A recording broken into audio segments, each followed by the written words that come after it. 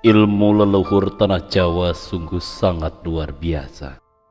Segala aspek kehidupannya begitu tertata dari mulai perilaku dan juga bahasa. Kebudayaan yang begitu kental dengan simbol dan metafora, secara tidak langsung menggiring seluruh masyarakat di Pulau Jawa untuk merengkaji keseluruhan bentuk dari segala sesuatu yang berada di jagat raya Pramudita atau alam marca pada ini. Sebagaimana salah satu kajian yang akan kita bahas kali ini, yaitu mengenai sepercik kajian Sangkan Paraning Dumadi.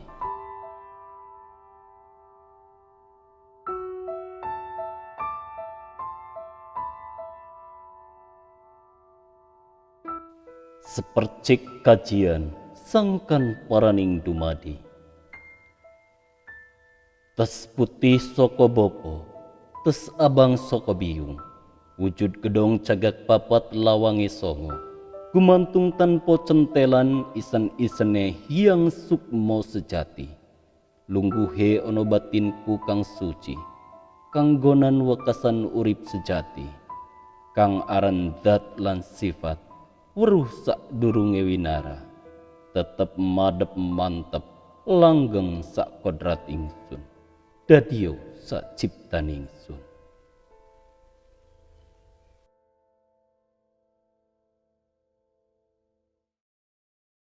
Kurang lebih artinya sebagai berikut ini. Tes putih soko bopo, tes abang soko biung. Biji putih dari bapa dan biji merah dari ibu. Artinya biji putih itu adalah sperma dan biji merah itu adalah sel telur. Dan setelah itu terbentuklah dalam rahim ibu. Ketika keduanya bertemu, maka jadilah wujud gedong cagak papat lawange songo, berwujud dengan rupa tiang 4 dan 9 pintu, yaitu ialah cabang bayi. Tiang 4 itu adalah 2 lengan dan 2 kaki. 9 pintu itu adalah 2 mata, 2 telinga, 2 lubang hidung, kemudian mulut, kemudian lubang kubul dan juga lubang dubur. Gumantung tanpa cantelan.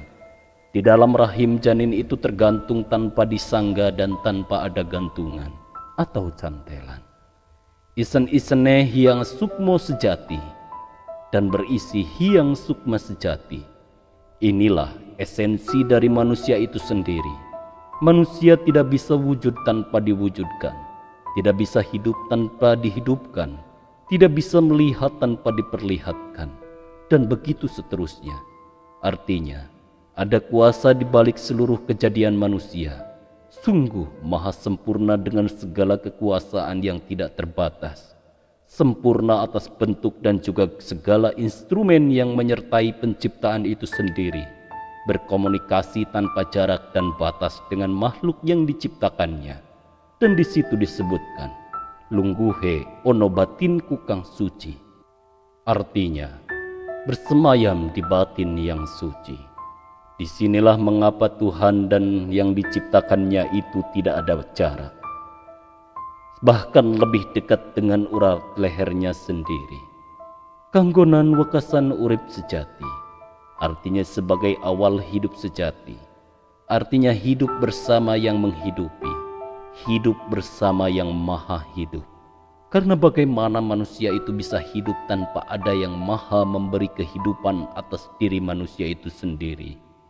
Terbukti ketika yang maha hidup mencabut anugerah kehidupan manusia itu sendiri, maka ibarat sebatang tubuh yang kaku dan tidak berdaya, seperti sebatang kayu, tidak ada guna selain disemayamkan ke dalam tanah. Kemudian, kang aran dat lan sifat berusak durunge winara. Artinya, yang namanya zat dan sifat tahu sebelum terjadi, mengetahui segala sesuatu yang akan terjadi, mengetahui segala sesuatu yang terahasia sekalipun dari seluruh makhluknya. Jadi, zat dan sifat yang terkandung dalam diri manusia dan hanya disadari oleh manusia sejati, yang senantiasa mensucikan hatinya untuk bertemu dengan Sang Maha Pencipta. Dia mematikan dirinya dalam hidup dan mati sebelum mati, sehingga yang menjadi petunjuknya adalah cahaya sejati dari Sang Pemberi kehidupan. Darahnya, detak jantungnya, tersucikan oleh ungkapan-ungkapan pujian terhadap Sang Pemberi kehidupan. Karena sudah tidak tersisa lagi keinginan dan harapan kepada kesemuan dunia yang gemerlap, maka seluruh instrumen dalam dirinya menyatu dengan apa yang telah ditetapkannya.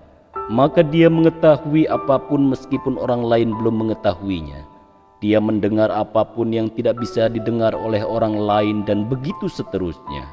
Karena manusia sejati itu hidup dan seutuhnya senantiasa menyadari bahwa dirinya hidup karena ada yang menghidupi. Maka dia meyakinkan dirinya itu hidup bersama yang maha hidup. Tetap madep mantap langgeng sakodrating sun. Artinya, dirinya tetap setia dan taat bersama kuasanya, yaitu tidak terpisahkan, senantiasa mesra di dalam keadaan apapun. Sadar bahwa dirinya tidak bisa berbuat tanpa ada yang menguasakannya untuk berbuat. Sadar bahwa dirinya tidak akan bisa mendengar tanpa ada yang memberi pendengaran. Semua yang dirasakan olehnya dari seluruh instrumen tubuhnya adalah karunia yang sungguh luar biasa. Maka dari itu, manusia sejati akan merasa malu untuk mempergunakan waktunya, meski sedetik pun tanpa memujinya, tanpa mensyukuri seluruh nikmatnya. Maka bagaimana akan berbuat nista dan celaka jika dia senantiasa menyadari bahwa dirinya senantiasa bersama, dan kesadaran ini lebih dari segala bentuk kesadaran apapun. Karena jika hanya menyadari dirinya sedang diawasi, maka pemahaman itu artinya dirinya terpisah dengan yang maha mengetahui. Sementara dirinya merasa dekat, bahkan lebih dekat dengan urat lehernya sendiri, maka dia bukan merasa sedang diawasi lagi. Akan tetapi, apa yang dia lihat itu adalah anugerah dari yang maha memberi penglihatan. Jadi mana mungkin Sang Pemberi kenikmatan pandangan tidak akan mengetahui apa yang dia lihat. Maka dia yakin sepenuh jiwanya, bahkan tidak ada celah sedikit pun untuk lari dari genggaman takdirnya. Maka sepenuh jiwa dan raganya senantiasa meyakini kemanapun dia menghadap, maka dia sedang menghadap wajahnya. Dadya saciptaning sun, jadilah apa yang dikehendakinya. Inilah yang disebut mukti tanpa piranti, jaya tanpa syarat, dan piranti aji atau mantra. Segala apa yang dikehendaki oleh dirinya akan terjadi, karena dirinya telah meniadakan segala bentuk apapun di dunia ini selain dari yang dia lihat, yaitu adalah kemahasempurnaan dan kemuliaan wajahnya. Dirinya telah dilenyapkan ke dalam keabadian, dan inilah yang disebut dengan warangka mancing curiga.